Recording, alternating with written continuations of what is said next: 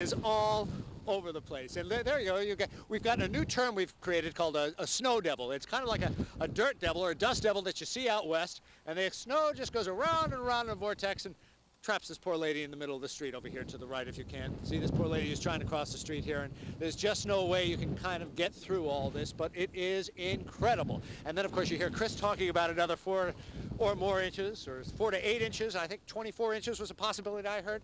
It's mind-numbing, frankly. It's almost as mind-numbing as the snow. Hi, ma'am, where are you trying to get to? Where are you trying to go? We're live right now. Oh, I'm going home because I can go on my job. You're trying to go to work? Uh-huh. And this is tough out here, isn't it, ma'am? Yes. This is hard to do. Good luck getting there. Thank you. Be very careful. So you think you like really fresh coffee. Maybe you go to Starbucks, maybe you grind your own. Well, you know what? The 1860s had you beat.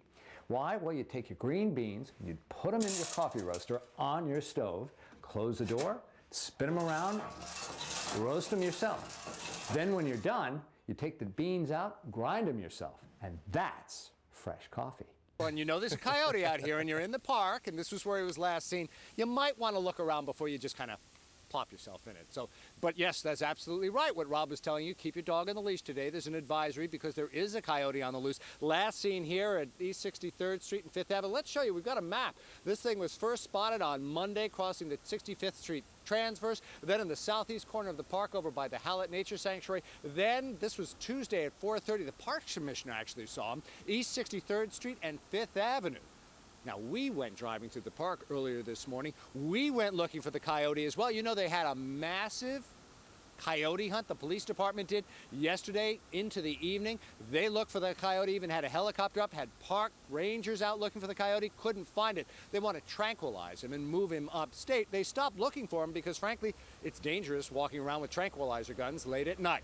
Well, come on back to us live. When they spotted him over at 63rd Street, he then wandered into the bushes. As you see, our photographers looking for him right in here. Ed Alonso looking for him. We can't find him, but this is where he was last spotted. Just be on the lookout today for this coyote. Again, not a danger to humans, but to small pets. They saw some bird feathers where he had been. So that's how he's eating.